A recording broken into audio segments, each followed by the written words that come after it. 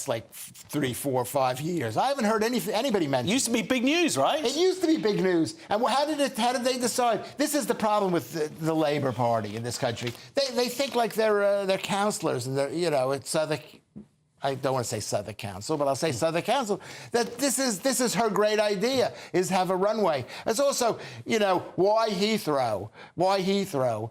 I don't even want to say why Heathrow, because it could be perceived that I'm... Well, because it's the only international hub that we have in this country. But what do you think about Ed Miliband saying, I'm going to resign if it happens, and then suddenly he's not there? He says he's not going to resign. Well, he did say he was going to resign back in the day, and now he's changed his mind. Oh, I see it in the And he wasn't there right, today. Yes. Because it's a parliamentary system, which is Ed has he's got no place unless he's got a place with the team. That's the way it is in this country. It's like team football. If I had just tuned in and I didn't know you, I would think that guy sounds quite intelligent. Yeah, because that's what it is. Of course, you got to go along with it, because if he doesn't go along with it, he's got no political power. He's got no... Like in America, a guy could say, well, you know what, I'm going to run for Senate. I don't care if the president likes me or not. I'm going to be a senator. But in this country, no. It's again, you sound really confident and impressive and coherent. Yet I know that means nothing what you just said. OK, what do you say, Crescent, about... Well, I don't know about him. Yeah, no, I think that does sound fairly coherent. I mean, what's he going to do if he leaves Labour? He doesn't rock He's up. not going to set up the Ed Miliband party, is he? No, That's he's not going to do very well. No, and obviously Sadiq Khan is just doing it to be like, oh, no, I told you it was all a bad idea. And his brother can't give him a job, so he's basically screwed. He's got to go along. That's the problem with... I don't care what you think, Josh. I know that the political system in this country is not good enough for the country. Well, I didn't say that wasn't true. I agree with you there. What else have we got here on the Daily Telegraph, Lewis? Renee Zellweger looking young. as she does, very nice. How old is Renee Zellweger? I don't know. How much does she cost, Lewis? Does the Telegraph cost? The Telegraph costs £3.50. Actually, it's over 20 years since Bridget Jones' Diary, isn't it? Yes. Which, when it came out, was a fun film. Now it's a harrowing documentary. She had that surgery, and then she looked really not like Renee Zellweger, and now she's looking like Renee Zellweger again. Yeah. Yeah, she's back. She looks really beautiful, I guess. But at my age, old women look beautiful. I see my grandmother, and she looks amazing. She's 94. And that's not true. That's not true. That isn't true. But, she's ugly. But it's the idea that counts. Am I going to be questioned by Josh? Now question that comment about my 94-year-old grandmother who was dead. Which of this did you want to discuss, I think the big story here is this £3,000 a day on clothes. And this is from someone who obviously shops we're on a different paper shop. now. That's OK. Good choice. It's like it's a typical GBNews story. It's like every time a guy gets off the boat, it's going to cost the British public money. That's why they're building the airport to fly them in. Because that's where they're going to be moving to. All the people they're getting off, they're going to be moving to Hounslow, and they're going to need a job in the neighborhood. So I guess she's thinking maybe we'll do two things at once. We'll provide housing for the neighborhood, and we'll provide. What do you think about this? £3,000 a day, £4 million over the last couple of years. He's sort of right, isn't he? It is a typical GB Telegraph outrage story. However, it's also true. These people do cost a lot of money, and this Freedom of Information request has just illustrated that, hasn't it? It's taken an element of their lives, their clothing, and said, who's paying for that? Well, of course, it's us. There are proposals here saying that if these people are then granted citizenship, they should owe the taxpayer for their clothes. Good luck chasing that. What about using it as a deterrent? No one's thought about this. Like putting them in last season's clothing? Like unfashionable stuff? You're talking to a man that buys his ties from 1997 and is proud of them. It also sounds like a brand here, the Channel Migrant new clothes. That could be the brand. The truth is, in America, Donald Trump is in there and saying, we're not giving these people any new clothes, possibly. That you can see Donald Trump doing this. They're going to be nudie-doody. And in this country, a bunch of weaselly politicians, whoever these people are, Kemi Badenoch and I think they should wear clothing. I think they should be put back. You know what, Josh? You made me so angry. It's going to be another one of those shows. Oh, no. How did I make you angry? Because you basically questioned what I was saying. I've had a very bad day. I've already done one bad TV program today. I was on with Francis, and this is just another one. I was in the hospital yesterday. I've got this cold. I had a tooth decay for like a week. And then you're questioning what I'm saying. You love going to the hospital. That's one of your favourite activities. That's where they know your name. You're a big fan of yours there. That's right. Speaking of the hospital, NHS told to get back to basics as Streeting cuts more targets. That's in the Telegraph there, Lewis. What do you think? I didn't read the story, and I'm afraid you're going to get on my case because of it. The fact is the NHS is basically about 90%. I was there the other day. There's some amazing people at the NHS. Yeah. There's amazing tests. I had a CT scan. They told me I wasn't as good as I thought I was. And but the point is, it's the NHS, and the people of this country are sick. What needs to happen before you spend any more money on the NHS or even focus it more, you've got to deal with the people here. Okay, well, step one, saving a lot of money, might be to just stop Lewis having any more tests. That would be a great idea. What do you think about this? Less targets. That's kind of, it's like focus on getting the actual stuff done, right? Yes, I agree with that. But then they'll do this for a while, and then they'll say, we need some targets. We're not keeping people healthy. It feels very politician-y, doesn't it? Reinventing the wheel. How can you have targets when you have no idea what actually causes people to get sick? You have no idea what causes people to get well. They don't know at the NHS. And then they're not here to defend themselves, but the NHS would say they're pretty well informed about that. And I'm telling you, they're not. So they'll come. If they want to come here, they can write me a letter and they can sit right there. And then you see the people who work at the NHS and you think to yourself, why don't you, I don't know, what do you say? Why don't you just try to set a standard for the other people? Why don't you be healthy first before you ask people? So you had some unhealthy nurses and doctors, are you saying? Yeah, well, I got a friend. I saw my friend in cardiology, and he's fat. And he's fat, and I say to him, you're fat, what are you doing? The most important thing is to get thin. He's a great guy. I mean, brilliant. Really great guy. Wow, yeah, no, he sounds like he's got a real incentive to keep you alive, Lewis. He didn't get mad. What about, Cresta, what about The Guardian? What about The Guardian? They've got the Heathrow expansion. Heathrow expansion plan. Boring. It's turbulence, yeah, very good. Warning as Israel shuts down UN aid agency. So this is The Guardian, of course, they'd be very concerned about this. The main UN agency serving Palestinians in the occupied territories, including Gaza, looks likely to be shut down today as Israel defies widespread international support for the agency in a move UNRWA predicts will sabotage Gaza's recovery and political transition. So they're shutting down the offices within Israel because they see UNRWA as the enemy, because it's been proven that a bunch of terrorists worked for UNRWA. So it's like, why are we going to keep them with it? Why don't you explain what UNRWA is? UNRWA is the only operation at the United Nations for one country. Every other country, It's not even a country. It's not even a country. Whatever, but let's just say it is, let's pretend. And it's like every groups of countries have relief efforts. This is just for Palestinian people are the only people who maintain refugee status, even if they're born in America 3 generations later. And they're hardly refugees, so there's now millions and millions of it. No, well, right, let's move on to the next papers. Let's have a look at those covers. The Times, dying bill safeguard could be abandoned. The Sun, cops probe assault at United Legends party, and the Daily Star, creepy McCreep face. Lewis, the Times there going with the dying bill safeguard could be abandoned. Are you familiar with the story?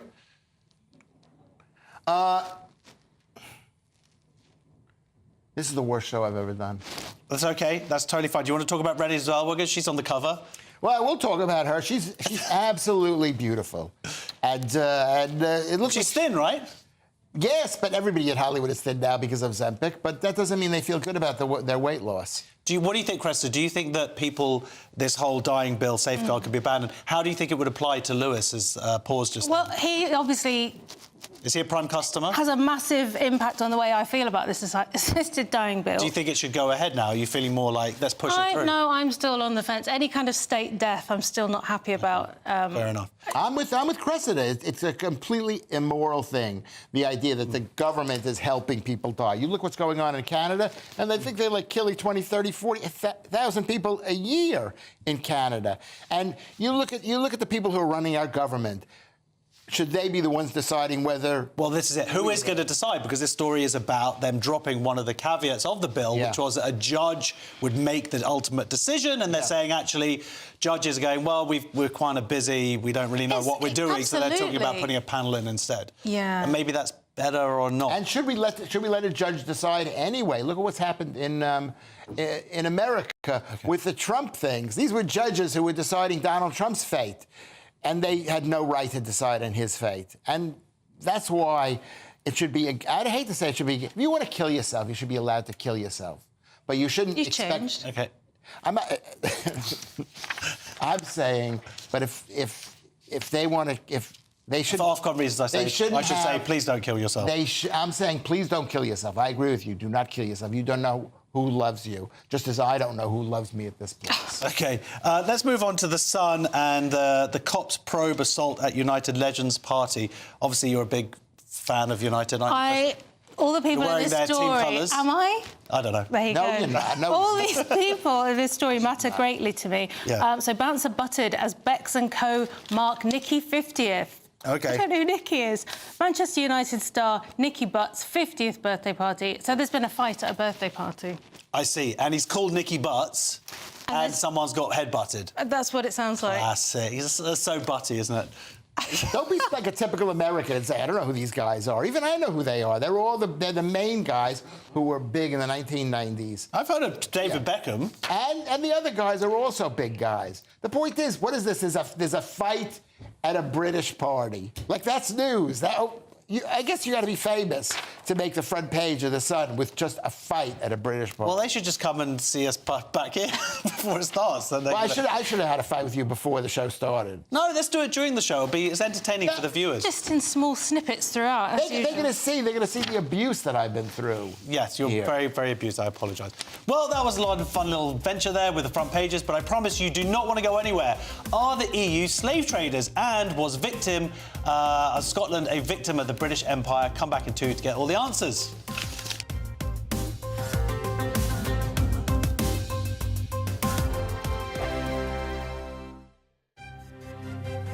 GB News Breakfast. Every day from 6 a.m. Well, you know I like an auction. Yes, And I've you bought do. some strange things at auction before you have as well, haven't you, Eamon? Yeah, well, Ellie would throw this in the bin that you're coming up with now. How about this? Admiral Lord Nelson's hair. No. Cut. I mean, is this a bit spooky? Cut as he lay dying during the Battle of Trafalgar, so someone's gone, oh, we'll just have a little bit of that there. In 1805, is on sale in Jersey, and it's a little cup. How much would you pay for the hair? No, nothing. It would go in the bin, straight in the bin. What, even? What? Nelson? That's very disrespectful to the British culture and heritage. I think it's disrespectful that he lay there dying and someone thought, we'll take a quick strip Well, of hair. maybe they just had, maybe they thought, you know, because there's obviously the famous painting, isn't there, of the Battle of Trafalgar. Maybe they thought, we'll give him a quick haircut, and then they kept their £15,000. No 15 grand. Where's for a the lock of hair come from? What part of the body? His is the head, hair from? Eamon. Well, it could be his underarm. I don't know. You know, it depends. Eamon's- All right, let me have a little look. You would bid It's very more. curly. I think it's his head. point It's me. his head. What? You From would his bid more head. for his head than, say, his underarm Well, I think so. Yeah, I would hope so. Yeah. or anywhere else. I would hope so. A little less whiffy there, the head hair. It's- And there it is. And it's in a little pot. No. And the only way you can probably find out is if you DNA test it, I guess. It's definitely his. Whoever pays for that is bonkers. Well, That's creepy. I was Really seriously tempted to make a bid for a toupee, not for me, but as worn by John Wayne. John in Wayne's wig. Yeah. Why? wow. Why? Well, why I didn't get it was my wife said to me, that is not coming into the house. Well, she's right. She's right. GB News, the People's Channel. In the GB newsroom, we bring you the news as it happens. With our team of dedicated journalists across the UK. We're ready to keep you up to date with what's happening every half an hour, every single day. Bulletins here on GB News. The People's Channel. Britain's news channel. Join me, Nana Akwe, for an informative, interactive news programme with a difference. It's fun. No, he didn't say that, Dave. I'm so surprised. I think there's an element of truth to that. Join me from 3 p.m. every weekend, only on GB News, Britain's news channel.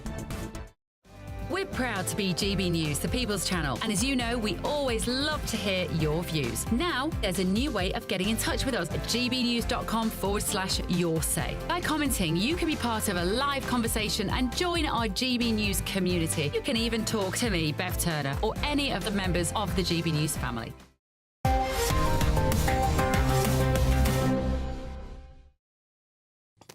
Welcome back to Headliners and getting straight into the swing with Thursday's Times, Cressida. Most Britons want to bring back the death penalty, poll finds. Do you think that was a good joke? I think you're... Yes. Thank you. It's good.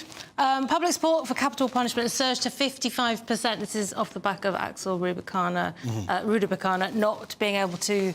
Well, firstly, he wasn't able to be given a full life sentence because he was under 18 when he committed murder by of 9 3 days children. Or something. Yeah, not very much. So this has brought this conversation back. And it turns out 5% of the population believe in capital punishment for theft. So that's... that's slightly just got to throw that in. terrifying in there. I think they weren't taking the poll seriously. But anyway, the point is, since autumn 2023, there's been this jump, which is being reported here. And apparently 3 out of 5 millennials are up for this.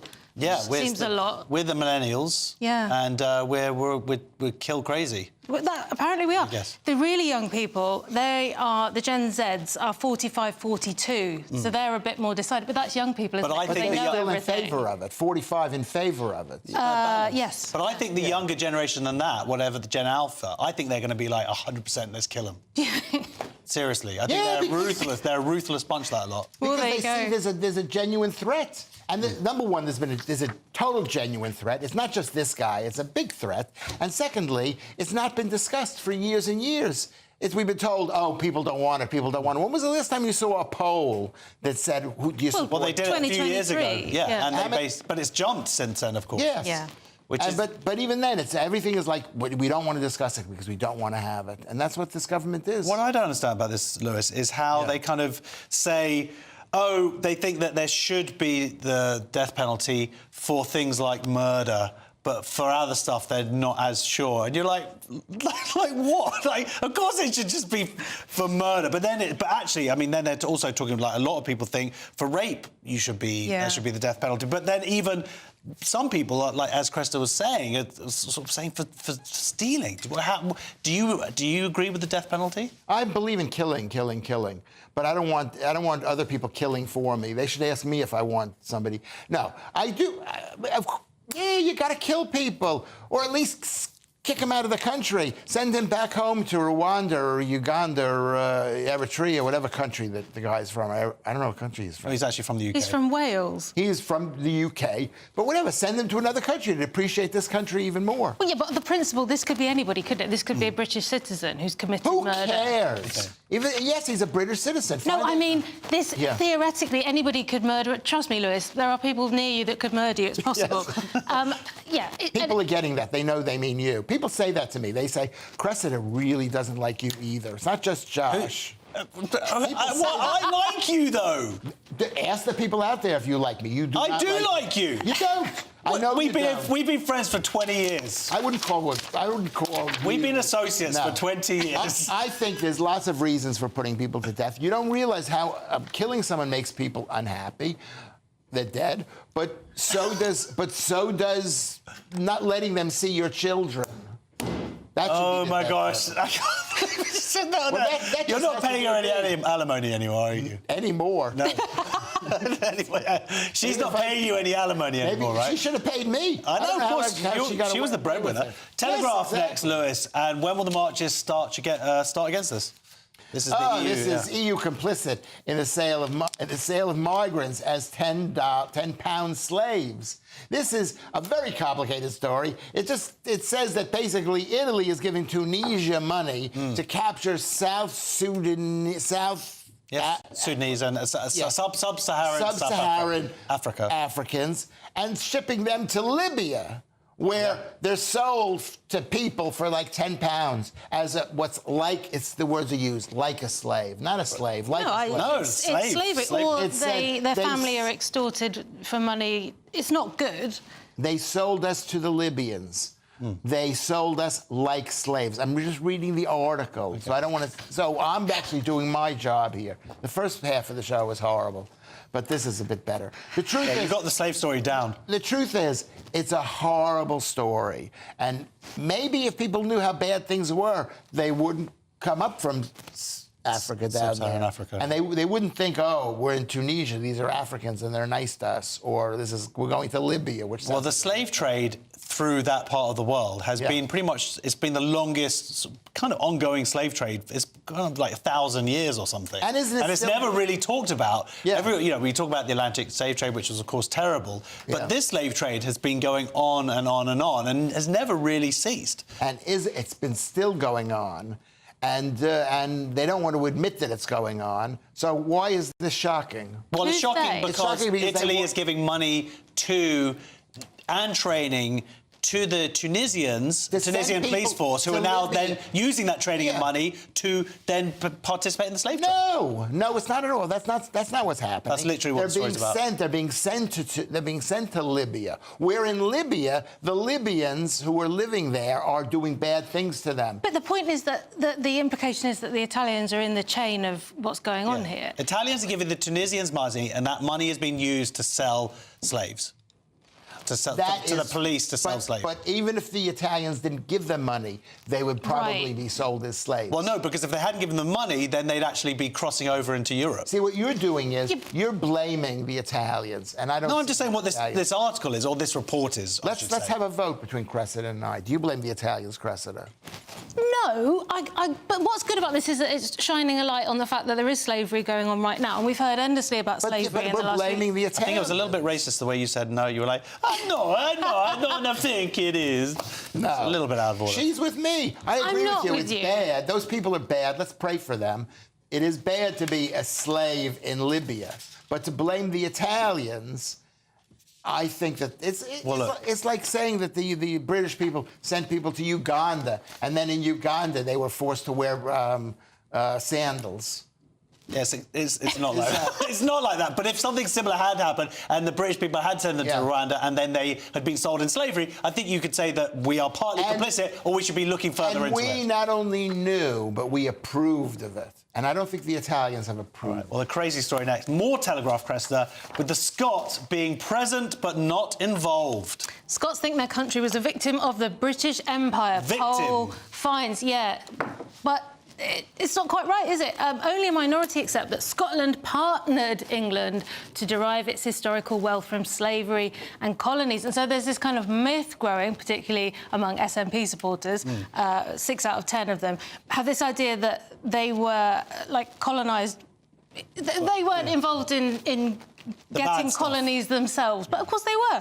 And the longer time goes on, the more this becomes a myth that gets believed and passed on. But actually, places like Glasgow, really big, beautiful city, it was built on, the stuff that stuff used to be built on in those days. Slavery. It was built on slavery. You go to Edinburgh, and I've spent many a month in Edinburgh, and it's an amazing, beautiful city built around 1800, and they're so rich. Then they were happy to accept being part of the British Empire, but now they're not, and that's what makes.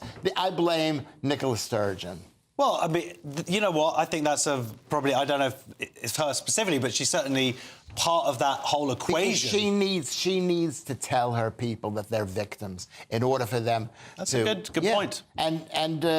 And someone needs to go and smack. I'm going to say smack him in the head. I don't mean smack him in the head, but someone needs to tell them that they were right there doing. And I'm not even think they were doing.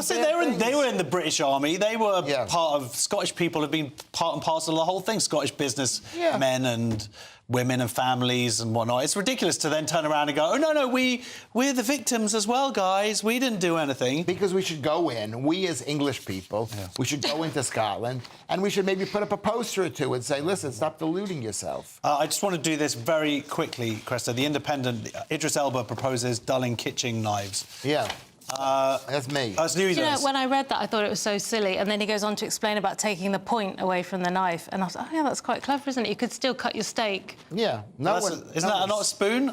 ish. Yeah. No, he's saying just take the pointy bit. You can No, keep but the if you sharp curve edge. the bit and then you'd have a sharp. That's kind of a spoon. I don't know. I think it's a bit spoony. Well, it's he says that knives are too sharp, and the reason people are killing each other is because they've got a sharp knives that they can get themselves in the kitchen. So just cut off the sharpness there, which is right. But there are many, many countries which has no laws against knives. Some countries carry their knives around with them, and there's very little knife crime. Yeah. It's just in Britain.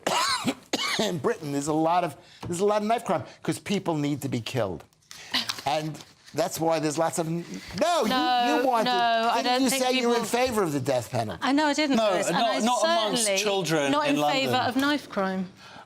What we need is, if there is actual, I believe in harsh penalties. If someone knifes somebody with a knife, they should be something bad. Okay, but that's a different argument. That's a totally different argument here. Which is, as to the actual original thing. I'm against the government, the state. I'm against the whatever coming into my flat and checking my drawer. Okay, we get. What annoys me, Cresta, about this article and this documentary he's made, which I'm sure is well researched, but where's he actually mentioning the cultural element here of young black men murdering young black men? And then he moves on to talk about social big tech, media. Social media. It's always somebody's fault.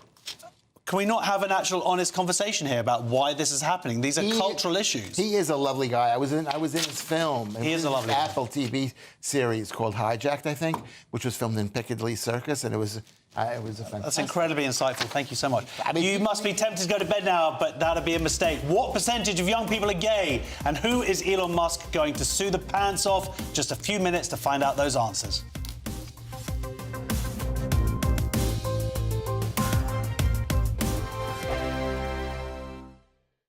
Good evening. I'm here with your latest Met Office weather update for GB News. It's going to be a bit chilly for many of us overnight, and with that, there is the risk of some icy patches developing, especially towards the north. Meanwhile, further south, we're still under the influence of an area of low pressure, which is just off the coast of France, but it is bringing some heavy rain to immediate southern coastal parts, particularly towards the southeast. A lot of that is clearing away, though, as we go overnight, and so for many, it's going to be a dry picture with some clear skies, but worth noting across Scotland and Northern Ireland in particular, we are going to have some showers feeding in from the north, and with temperatures falling close to, if not a little bit below freezing, particularly in rural spots, that brings the risk of some frost and also some icy patches. The icy patches are going to be more of an issue across parts of northern Scotland, where the showers are more frequent, and worth bearing in mind these showers could bring some sleet or snow, particularly over any modest higher ground. Also some icy patches likely across parts of Northern Ireland too, especially towards the north, where we have some showers feeding in.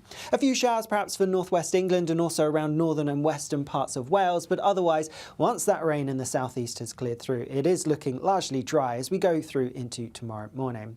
Then through tomorrow itself, again, lots of fine weather on offer, plenty of sunshine, just a few showers to watch out for, particularly towards some northern and western coastal areas, but most places avoiding these. And yes, just a bit of cloud bubbling up through the afternoon, but generally a fine and often sunny picture. That being said, temperatures around average for the time of year, so still a bit of a chilly feel to things. Later on, we will have a system coming in from the west that's going to push through overnight into Friday and lying across southeastern parts as we go through Friday itself. Behind that, though, a lot of dry weather following in, but it does look a bit cloudier than tomorrow, and so sunshine's going to be at a bit more of a premium. Into the weekend, and there will be a northwest-southeast split, with northwestern parts seeing most of the wet and windy weather. Mornings don't have to be tiresome, especially if you have the right company. Wake up to news as it happens, opinion and debate, and of course, a little bit of entertainment too. Because when the kettle's on, we're on. That's Breakfast on GB News, a show worth waking up for. Every morning from 6 a.m. Only on the People's Channel, Britain's news channel. We'll spread the news, you spread the word. Good Afternoon Britain isn't just about us. The wonderful thing about this programme is it's about everyone watching. It's an interactive programme. Well, there absolutely is something to see here, and we're going to be talking about it more. Whether it's breaking royal news, Will, please bring us up to date. or indeed a particularly punchy speech in the House of Commons, Very, very curious. we bring it to you live, and then we bring you live reaction as well. That's Good Afternoon Britain, weekdays from midday. Only on GB News, the People's Channel, Britain's news channel.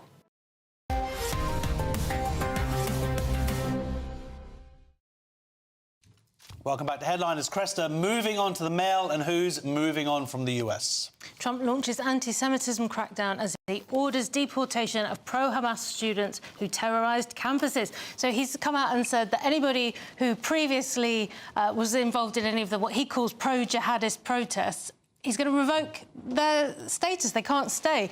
I will also quickly cancel the student visas of all Hamas sympathisers on college campuses, which have been infested with radicalism like never before. I mean, to be fair, that's what's happened.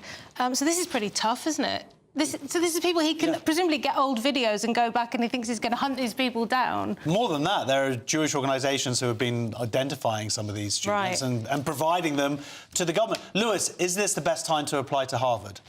It probably is, because Harvard has a very low reputation right now, and the woman... Half their students are going to be gone. The truth is, this is a bad thing to do, because who's going to go to school in America if they know when they come here and they voice their opinion against... Yeah, but if they're calling for the death of Jews, genocide of Jews, is what they were doing at those universities at Columbia. Yeah.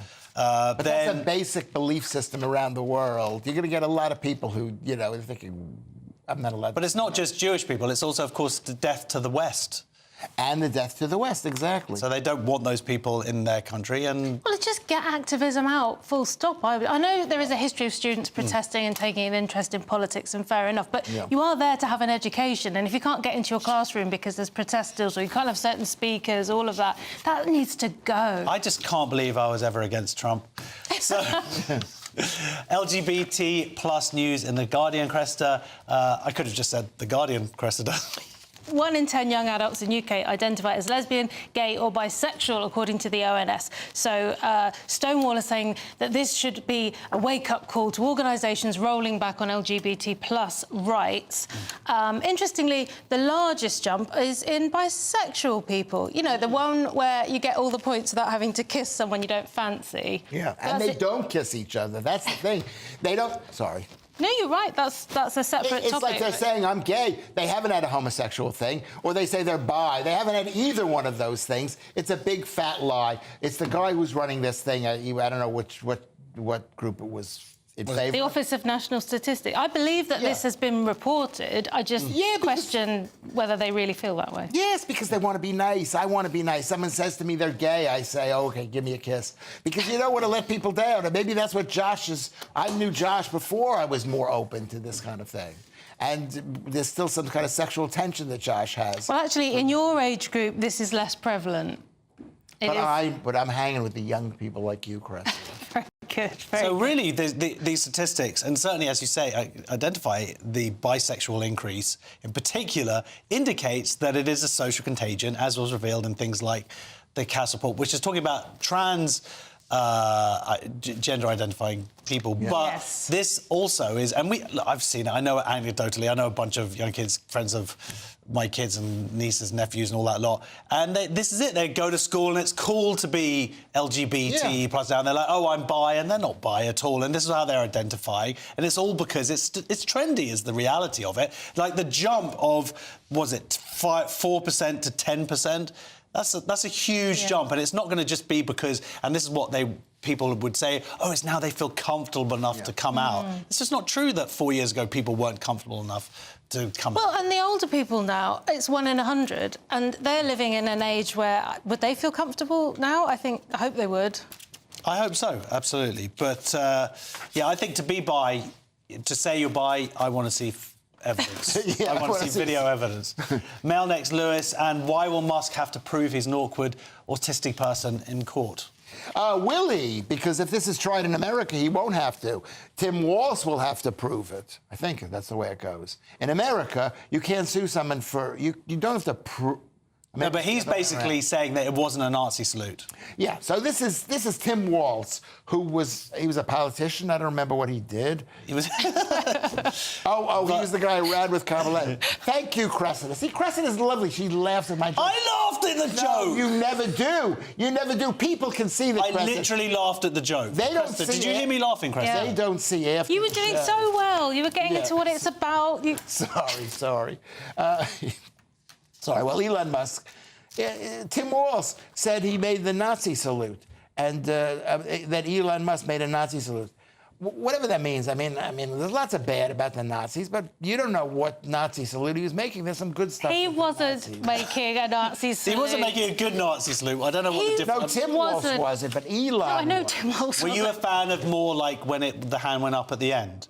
Is that what you're trying to say? I didn't watch that was like... I didn't watch it because I know there's something wrong. I love Elon Musk so much, but he's a bit mental. It's like watching you mental. It's like watching you host the show, John. Thank you. It's like watching you tear into me. It's like I don't need to see that stuff.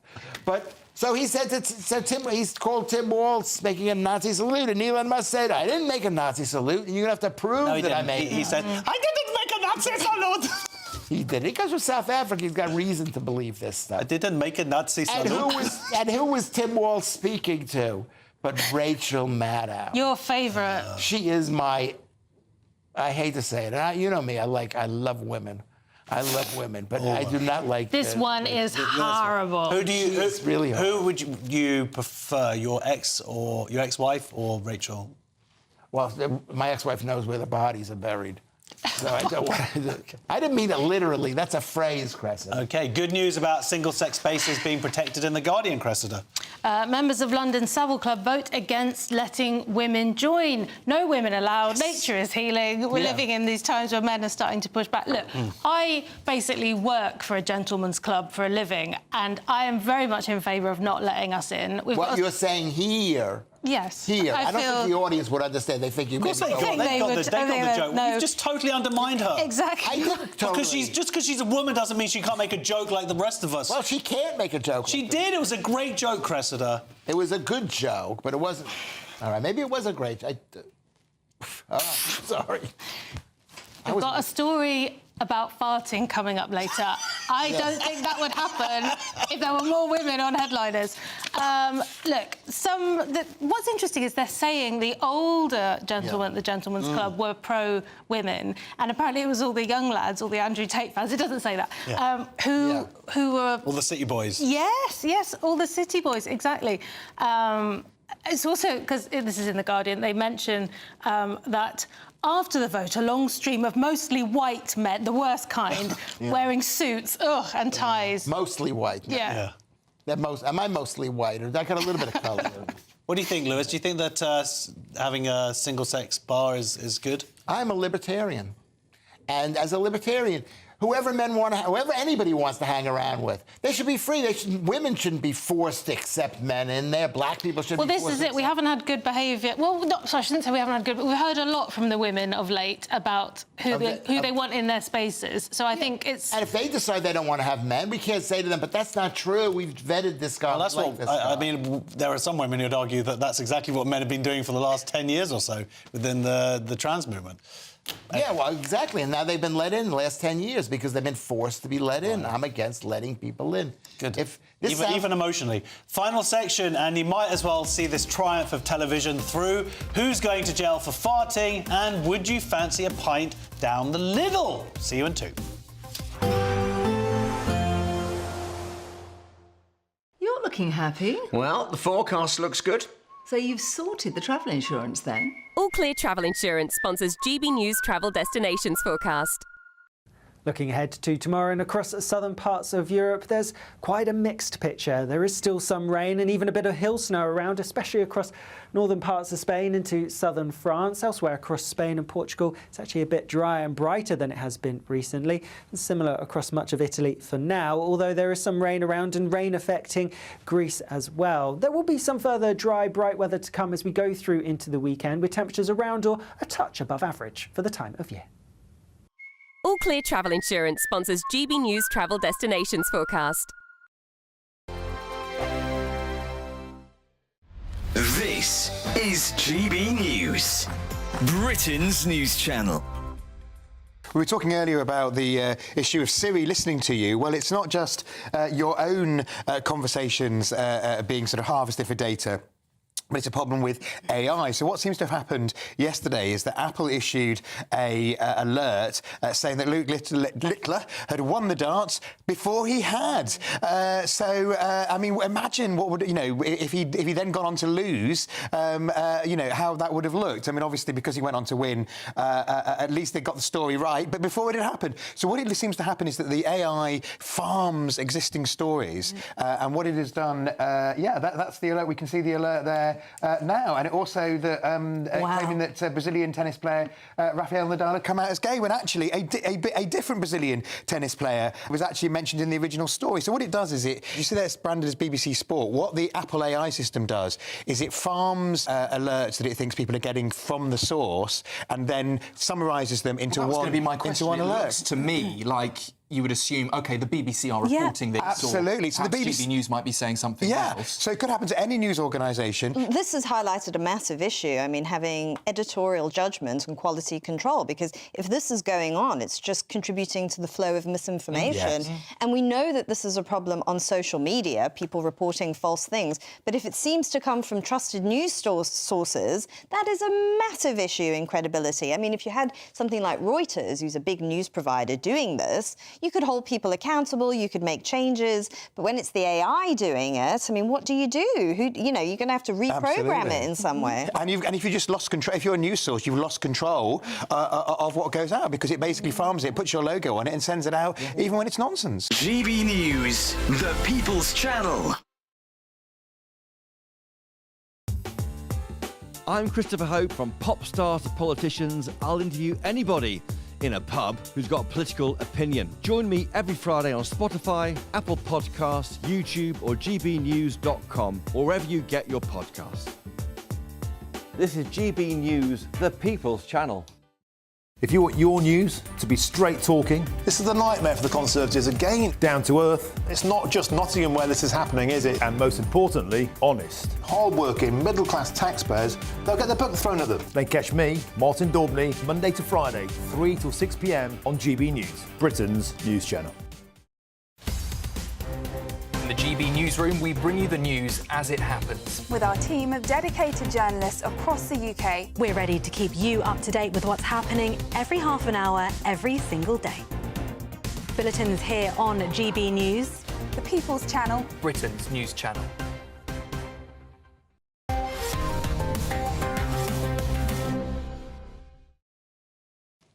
Welcome back to Headliners. Let's jump off with Thursday's Sun and the shocking news that women fart. Is that true, Cresta? Woman 25 faces jail after bombarding her boyfriend's ex with videos of her farting. This is a real thing. Apparently it's in the Sun, so it must be true.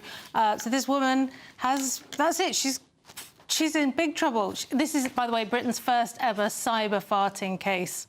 I can't believe it's the first ever one. I feel... We are breaking news here. Well, this could be one of those things, but now we know about it, there could be historic cases coming forward, I think. I feel like I've done some cyber farting before. I don't do any cyber fighting because I'm on a low-carb diet.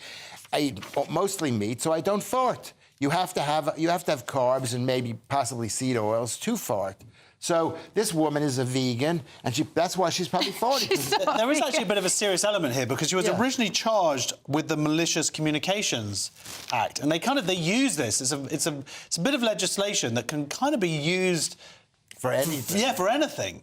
And we've seen it in terms of people being sent to prison over the last year. You're exactly right. You're exactly right. So this is real. This is the real stuff here. The victim statement says, "I would like to feel safe in my home." This person didn't feel safe because, I mean, you have to bear in mind the context. It's not just a fart, is it? It's clearly with a nasty message. But nonetheless, well, no, it's a video, Josh. And it's coming through WhatsApp, so it could come alive. What? Couldn't the fart come alive? That's why she was feeling unsafe. It was coming... I don't know why she felt unsafe, but the fact is they don't have enough energy to actually prosecute people who've done things wrong. So they prosecute her, and she's got a £100 fine and 200 quid costs or whatever. Yeah. Independent now, Lewis, and I can't believe it's not Guinness. Yeah, this is Little Wynn's legal battle to open its first ever pub. And this is in The Independent. People always ask me, say, Lewis Schaefer, how much is The Independent tomorrow on Thursday? And The Independent is free, or you can get it online. It's not a real newspaper, and I don't know why it's included in this. Whoever was producing this show should not have put the Independent. Why should we give them the time of day when they don't even have the energy to print a newspaper? They've got a good story about Lidl being turned into a pub. That's also a good story. The fact is, Lidl wanted to take over make a pub in Dundonald, County Down in Northern Ireland, and they were denied. And they said, please let us do it. Why do they want to do it?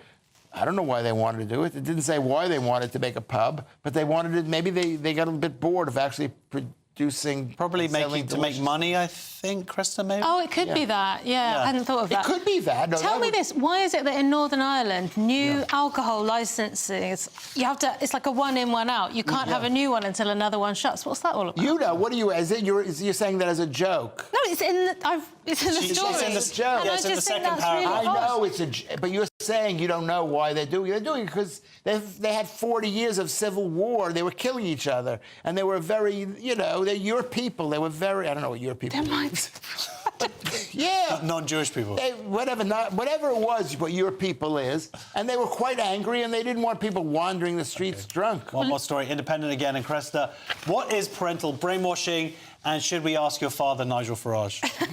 The truth about parental brainwashing and why many of us are guilty of it. So this article gives lots of examples, because Elon Musk has been saying that his little boy, X, is a big Trumpian. And I guess he's displaying the characteristics. He's very supportive of him, but he's 4, so it's silly. Yeah. And people do this all the time. There's a great example here of somebody having a party where the mum got the kids to beat a piñata with a photo of Boris Johnson's face on it. This is what Was that one of his exes? Quite possibly, yeah. So was there any talk about making this illegal? No. There's no talk. This is what parents do. Yeah. You want your parents to grow up a lot like you. What do you think? In Gaza, they're sitting there saying, "Don't hate the Jews." Just because I hate the Jews, don't hate the Jews. This is what they do. And in Israel, they're saying, watch out for the Gazans. But your parents have to give you some taste and some opinions about the world, or you wouldn't be able to function. Let's be balanced. Yeah. Well, show is nearly over. Let's take another quick look. If you want to eat, too, if you want to be fed by those front pages, the Daily Mail, Chancellor's Heathrow plan flies straight into turbulence. Telegraph, Heathrow will not be ready until 2050. Guardian, Chancellor's Heathrow expansion plan hits turbulence over climate. Times, dying bill safeguard could be abandoned. And The Sun, cops probe assault at United Legends party. Finally, Daily Star, creepy McCreep face. That is it for tonight's show. Thank you very much to my guests, Cresta Wetton and Lewis Schaefer, with his best ever show. I'll be here tomorrow night at 11 p.m. with Steve and Alan, and hopefully a recovered Nick Dixon. And if you're watching the 5 a.m. repeat, then stay tuned for breakfast. Thank you for joining us. Bye.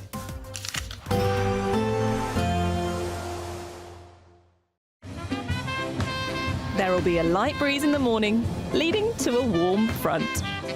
Boxed heat pumps, sponsors of weather on GB News. Good evening. I'm here with your latest Met Office weather update for GB News. It's going to be a bit chilly for many of us overnight, and with that, there is the risk of some icy patches developing, especially towards the north. Meanwhile, further south, we're still under the influence of an area of low pressure, which is just off the coast of France, but it is bringing some heavy rain to immediate southern coastal parts, particularly towards the southeast. A lot of that is clearing away, though, as we go overnight, and so for many, it's going to be a dry picture with some clear skies, but worth noting across Scotland and Northern Ireland in particular, we are going to have some showers feeding in from the north, and with temperatures falling close to, if not a little bit below freezing, particularly in rural spots, that brings the risk of some frost and also some icy patches. The icy patches are going to be more of an issue across parts of northern Scotland, where the showers are more frequent, and worth bearing in mind these showers could bring some sleet or snow, particularly over any modest higher ground. Also some icy patches likely across parts of Northern Ireland too, especially towards the north, where we have some showers feeding in. A few showers perhaps for northwest England and also around northern and western parts of Wales, but otherwise, once that rain in the southeast has cleared through, it is looking largely dry as we go through into tomorrow morning.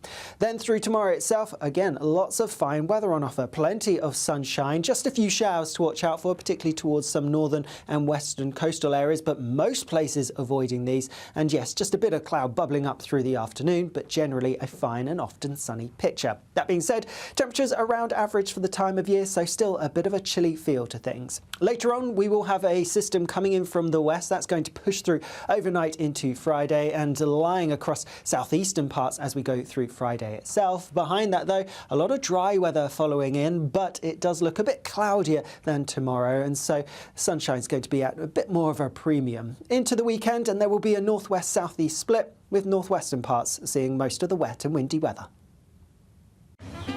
We can expect clear skies, leading to a light and warm day ahead. Lovely. Boxed Solar, sponsors of weather on GB News. This is the final week to grab your chance to win our biggest cash prize so far, £50,000 in tax-free cash. How would you react if you won? We won 25,000. I'd say don't hesitate, do it. If you're not in it, you've got no chance of winning it. Don't miss out as lines close on Friday. For another chance to win, text cash to 63232. One entry costs £2 plus one standard network rate message. Or text bonus to 63232. 5 entries cost £5 plus one standard network rate message. Go to gbnews.com/win. Entries start from just £2. You can call 0903 681 3232. Calls cost £2 plus your network access charge. Or post your name and number to GB10 PO Box 8690 Derby DE1 9TT. UK only. Entrance must be 18 or over. Lines close at 6 p.m. on the 31st of January. Please check the closing time if listening or watching on demand. Good luck. Mornings don't have to be tiresome, especially if you have the right company. Wake up to news as it happens, opinion and debate, and of course, a little bit of entertainment too. Because when the kettle's on, we're on. That's Breakfast on GB News, a show worth waking up for. Every morning from 6 a.m. Only on the People's Channel, Britain's news channel. We'll spread the news, you spread the word. Good Afternoon Britain isn't just about us. The wonderful thing about this programme is it's about everyone watching. It's an interactive programme. Well, there absolutely is something to see here, and we're going to be talking about it more. Whether it's breaking royal news, Will, please bring us up to date. or indeed a particularly punchy speech in the House of Commons, Very, very curious. we bring it to you live, and then we bring you live reaction as well. That's Good Afternoon Britain, weekdays from midday. Only on GB News, the People's Channel, Britain's news channel. Join me, Camilla Tominey, for a frank and honest discussion with those in power that cuts through the spin and gets to the heart of the issues shaping our nation. You haven't confirmed that you want to stand as leader, but you haven't ruled it out either. This report basically says that he's not fit to stand trial. Is he indecisive? Incompetent? I deliver the dose of reality Westminster needs. That's the Camilla Tominey Show at 9:30 every Sunday on GB News, the People's Channel, Britain's news channel. It's Patrick Christie's Tonight, and here we do things differently. It's explaining the absolute madness of this, doesn't it? It's explosive. I mean, this is very good. It's lively. 850. Your government sat there, Sean, and it did nothing. It's controversial. And the Middle East has been in turmoil since before I was born. It's everything you need to kickstart your evening. Everyone's had their Weetabix tonight. I love to see it. That's Patrick Christie's Tonight, weeknights from 9 p.m. Only on GB News, the People's Channel, Britain's news channel.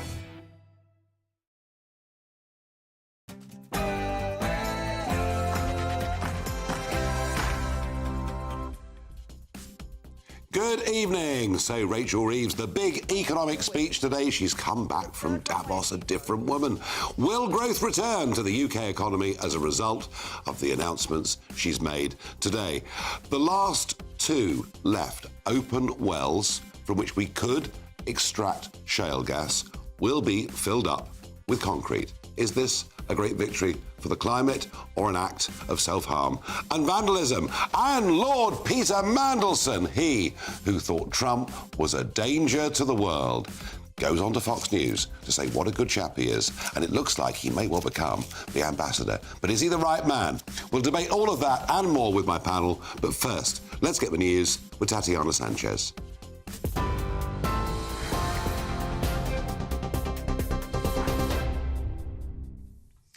Nigel, thank you very much and good evening. The top stories. The Chancellor has backed the expansion of Heathrow Airport in a speech outlining her plans to boost economic growth.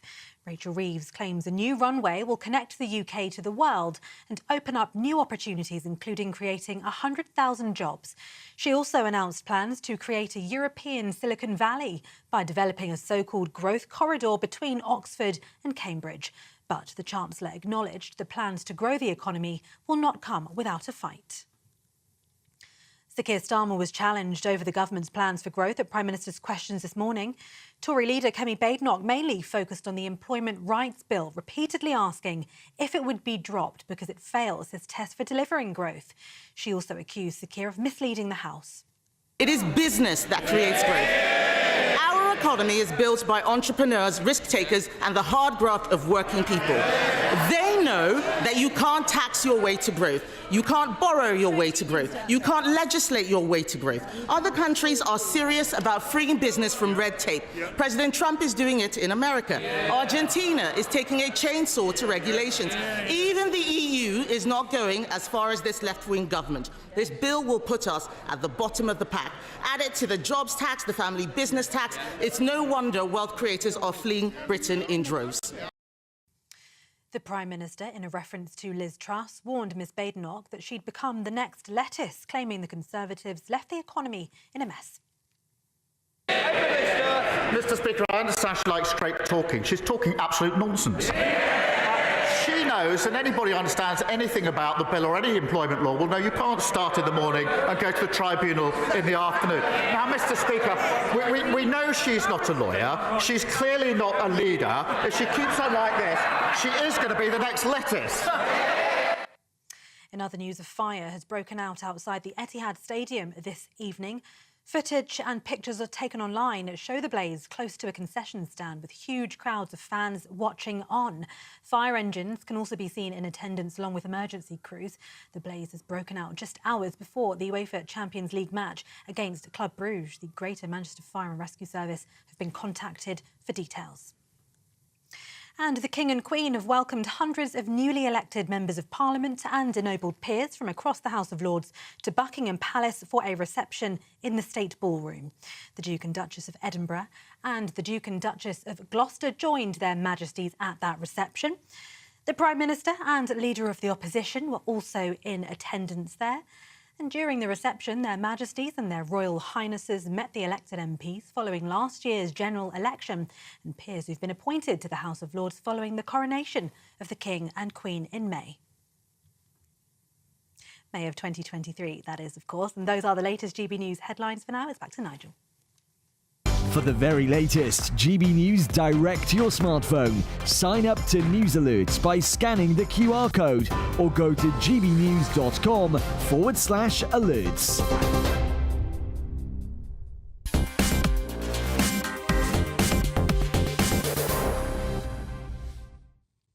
This government is all about growth. Of course, there isn't any growth at all at the moment, and many would say that actually the national insurance rises, new employment legislation, the upping of the minimum wage pretty much guarantees that when the 1st of April comes and much of this kicks in, that we're really going to be in a tough spot. But no, the Chancellor has been off to Davos and come back a new woman, and we're going to have a third runway at Heathrow Airport. Well, at least that's a decision, I suppose, because we spent the last 50 years debating whether we ought to do it or not.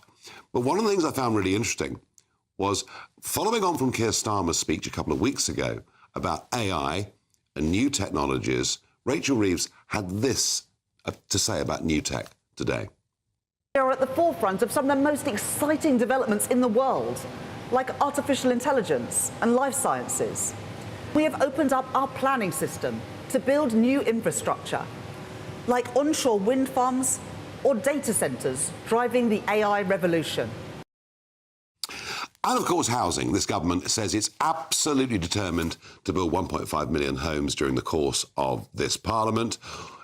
Interestingly, that was the similar target for the last Conservative government that was in, although I have to say with housing, and we'll deal with it separately perhaps, but even if we do build 1.5 million homes, that won't even be enough for the number of legal migrants that come over the course of the next 5 years. But will growth return?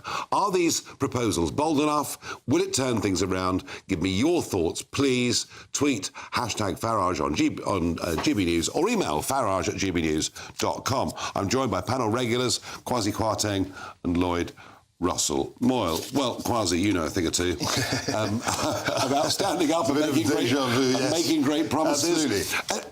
Interestingly, the third runway has been dividing political parties for a long time. Boris Johnson was going to lie on the runway, and then he went to Afghanistan or wherever it was when the vote happened. Yeah, quite. That's right. And Zach Goldsmith called a by-election over it, and the Mayor of London, Sadiq Khan, appears to be very opposed to it. And some would say, well, why not build some more infrastructure in the north of England, all of that, and not the south of England? And actually, when you go to Schiphol in Amsterdam, you've got all these different terminals, but there's one road that you drive around to go to each of the terminals, or you go to Atlanta, which is probably the biggest hub in America now. Or closer to home, Frankfurt. Frankfurt, pretty good too. And of course, getting from Terminal 5 to Terminal 2, I mean, the whole thing's a shambles. But the thing that really annoys me most, particularly coming back from America or wherever it may be, is you arrive in London at sort of 5:05 in the morning, but circle for an hour and 15 before you land because you're in a big stacking system. Do we need a third runway? Well, I've always been in favour of a third runway. Despite your constituency Well, my constituency was split. I would say, I mean, in Spelthorne, people might disagree. It was about 60-40, I would say, in favour. Because lots of jobs. Yeah, there are lots of jobs. And it's not just jobs at the airport. In the constituency, there were lots of logistics businesses. I remember talking to a man who did he did medical equipment. He manufactured medical equipment. Yeah. And he said Heathrow is the most useful thing in the world because he could just ship that, or rather, use it as freight to fly it all over the world. His manufacturing. So 60-40 in favour. You're in favour. Roughly. Trouble is, OK, fine. But the trouble is, Lloyd, OK, let's say it's full steam ahead, third runway, it's necessary, unavoidable. Shut up, Ed Miliband, we're not listening, we're just going to do this. But in terms of that bringing growth, it's not going to happen in this Parliament, is it? It's going to take years. No, well, I mean, I think a decision needed to be made on Heathrow. And you're quite right, Heathrow is a horrible airport. Oh, terrible. I do everything to avoid going to Heathrow. And at one point in my life, I was flying 2-3 times a week intercontinentally, So I always thought that we needed to do something. Well, what's the alternative? I mean, it's all very well saying that Heathrow is... Well, it's horrible compared to lots of other airports and we've got to have more capacity. Well, hang on, the alternative is to build a third runway. Yeah, that's what we should do. Maybe another one at Gatwick or whatever. That's what we should be doing. Actually, which I know everyone joked about with Boris, but Heathrow's not in a great place. It's not in a fit state. The terminals are all separated from each other. You can't interchange easily. Most of the Middle East airports now, for example, as soon as you get out of your aeroplane, you can go and connect to your other aeroplane. Oh, yeah. Rather than, unlike in all British airports. What would you say? You described it beautifully, but you haven't actually said what the answer is. So clearly, you need to do huge investment in Heathrow. If you're going to keep Heathrow there, you need to invest in it, and you probably need to build a third runway. The problem is with a third runway, and the problem is even talking about, bringing the Cambridge... Will it bring growth in this Parliament? And I'll come on to AI in a sec. The Cambridge-Oxford kind of rail link, etc. All of those things are good, and they need to be agreed. And I'm broadly in favour of them with some caveats. Now, but they won't actually bring immediate growth. That's why we need a proper industrial strategy. But the nonsense, we need an industrial strategy that then gets other businesses carrying their money. One thing that might bring growth quickly, what Rachel Reeves said today about the corridor that exists already, albeit without a train line, but it exists between... Well, we shut down the train line between Oxford and Cambridge. But what is happening between Cambridge and Oxford, and I've been talking to a lot of big new tech AI types, one or two I've fallen out with publicly and then made up again. What are they? But what's really interesting is actually everyone tells me we as a country are brilliant at producing fantastic minds in this sector. Sure. And we're very, very good on research, and that's where the university links are really powerful, and then they all leave and go somewhere else in the world. Right. So she's right to say this matters. That's right. It matters. It's very crucial. And it could bring growth within this Parliament. It could, but the issue that we have is the city, the people who write the cheques to invest in this stuff have been traditionally quite reluctant to do that. They haven't really backed. That's the argument, because we do have some of the best universities. We've got some of the best professionals and minds, as you say. But the reason why we haven't commercialised it as effectively as in the United States is because of the investment, and because investors need to have comfort and understand, and also regulation, because all the regulation prevents pension funds and the like from investing in this stuff. Some of the pension regulation that's been in place has been crazy, and again, the government's talking about that. I'm not sure it fully understands it, but it is at least talking about. Here's the interesting thing, Lloyd. I think we all understand. I mean, we are pleased that we're in the lead in many of these things in terms of thinking and new technology and development, but just kind of not reaping the benefits of it. So the government's dead right to be talking about this. So that, there's no question. Here's the problem. Everyone I've spoken to on both sides of the pond says for this to work, and AI in particular, you need data centres, data banks, on a scale that it's difficult for us to really get our heads around. And that means electricity demand of just a massive level. It'll mean UK electricity consumption doubling in the next 15 years. And the problem, they all say, is our energy is too expensive. Well, our energy is linked to gas prices on the global stage, which most other countries don't do. But we're taxing the North Sea out of existence. I mean, you present a very cogent picture. It's nothing to do. It's got everything to do with the North Sea. How much gas we produce. Nothing to do at all. Well, that has a bit. Because our gas is sold at the international price, and then it is brought back domestically to be burnt. And in other countries, they have systems that do not allow that to happen. Lloyd, 2 points on that. I was a commodity trader. Oil is sold on the international markets. Gas actually has a large element of domestic pricing. Local markets. But here's the really important point. That's almost the petty point compared to the big one.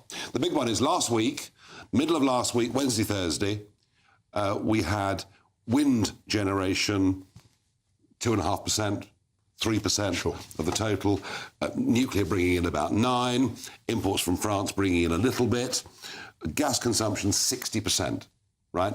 And the estimate is that 70% of the gas we burn, which we need when the wind's not blowing or the sun's not shining, 70% will be imported.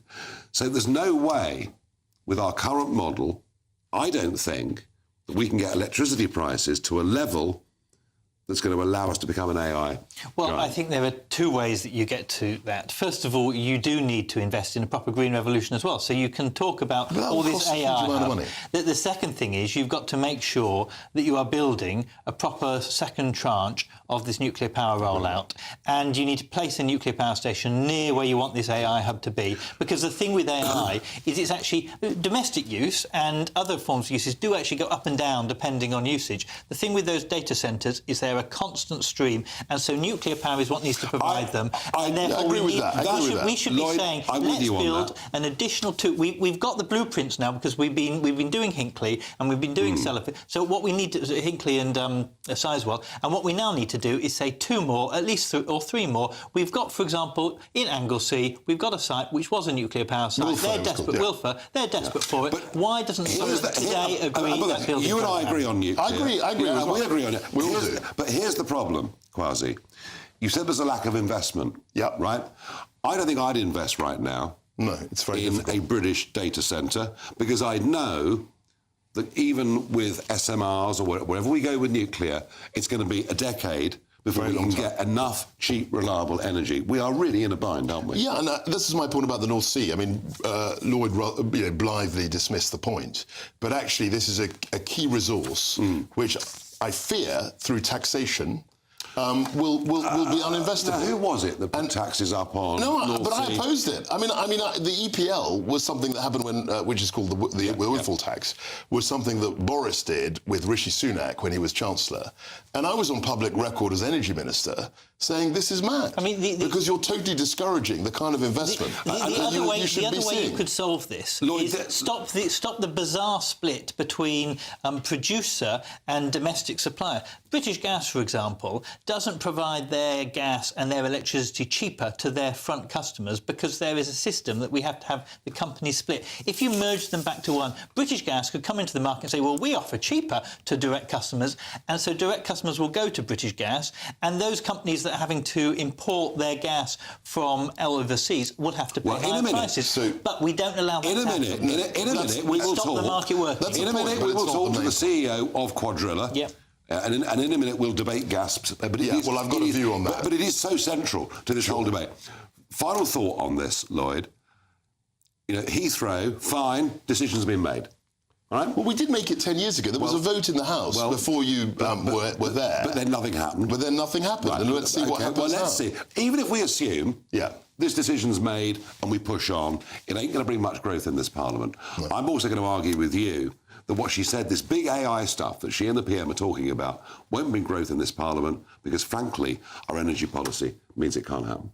Well, I think that there are the building blocks of that AI that you can start to build now, and that's what we need to do. You need an industrial strategy. You need a view of where you want to go and where you want to pitch this country. Peter Carr, the Innovation Minister, talked about AI a few weeks ago. This is starting to solidify that. So you start to see an actual vision, and once you've got that, others will also come and start investing in the country for the ancillary businesses. I don't disagree.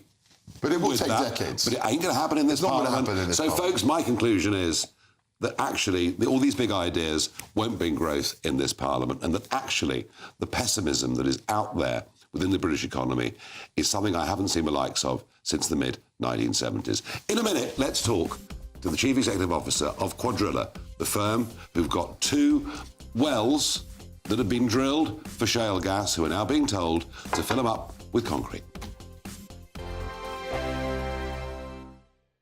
If you want your news to be straight talking, this is a nightmare for the Conservatives again. Down to earth. It's not just Nottingham where this is happening, is it? And most importantly, honest. Hard-working, middle-class taxpayers, they'll get their book thrown at them. Then catch me, Martin Daubney, Monday to Friday, 3 till 6 p.m. on GB News, Britain's news channel. It's Patrick Christie's Tonight, and here we do things differently. It's explaining the absolute madness of this, doesn't it? It's explosive. I mean, this is very good. It's lively. 850. Your government sat there, Sean, and it did nothing. It's controversial. And the Middle East has been in turmoil since before I was born. It's everything you need to kickstart your evening. Everyone's had their Weetabix tonight. I love to see it. That's Patrick Christie's Tonight, weeknights from 9 p.m. Only on GB News, the People's Channel, Britain's news channel. Hi, I'm Michelle Dewberry, and my show is your opportunity to cut through all the noise and dive in headfirst to some robust debates. Ideas clash. Situation, isn't it? No, because the failure is you're deliberately avoiding my point. Nothing's held back. And if you think this is the end of it, wait for more. And we do not shy away from the difficult stuff. Sometimes I want to shake people and say, if only you understood. So join me on Jubes & Co. weeknights at 6 p.m. only on GB News, Britain's news channel. Good Afternoon Britain isn't just about us. The wonderful thing about this programme is it's about everyone watching. It's an interactive programme. Well, there absolutely is something to see here, and we're going to be talking about it more. Whether it's breaking royal news, Will, please bring us up to date. or indeed a particularly punchy speech in the House of Commons. Very, very curious. We bring it to you live, and then we bring you live reaction as well. That's Good Afternoon Britain, weekdays from midday. Only on GB News, the People's Channel, Britain's news channel. Join me, Nana Akwe, for an informative, interactive news programme with a difference. It's fun. No, he didn't say that, Dave. I'm so surprised. I think there's an element of truth to that. Join me from 3 p.m. every weekend, only on GB News, Britain's news channel. I'm Christopher Hope. From pop star to politicians, I'll interview anybody in a pub who's got a political opinion. Join me every Friday on Spotify, Apple Podcasts, YouTube or gbnews.com, or wherever you get your podcasts. This is GB News, the People's Channel. Join me, Camilla Tominey, for a frank and honest discussion with those in power that cuts through the spin and gets to the heart of the issues shaping our nation. You haven't confirmed that you want to stand as leader, but you haven't ruled it out either. This report basically says that he's not fit to stand trial. Is he indecisive? incompetent? I deliver the dose of reality Westminster needs. That's the Camilla Tominey Show at 9:30 every Sunday on GB News. The People's Channel, Britain's news channel.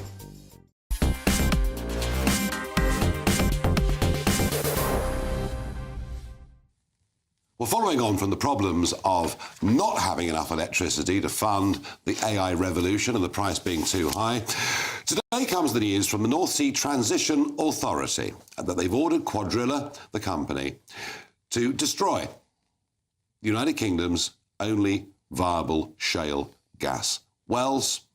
And we're doing that. We're still getting some gas out of the North Sea, but it's diminishing, and we'll be importing 70% of our gas by 2030. Well, I've got joining me on the line Francis Egan, the CEO of Quadrilla. I know how hard you fought, Francis, for this, but you're literally being told to fill the wells up with concrete. Yes, that is the case. I mean, it does feel like adding insult to injury, I have to say. We have tried very hard to get this off the ground. And I understand that the government isn't wanting to go ahead with it. But to fill the wells full of concrete, to me, seems like industrial vandalism, I think. It's Yes. Bizarre. And it'll cost about £2 million to do it, believe it or not. And it'll generate God knows how many CO2 emissions in the process, as opposed to just leaving them there, using them, not using them, but they're available. Yeah, it's extraordinary. I mean, I agree with you. It's an act of self-harm and vandalism. I guess, I mean, what some would throw back at you, Francis, would be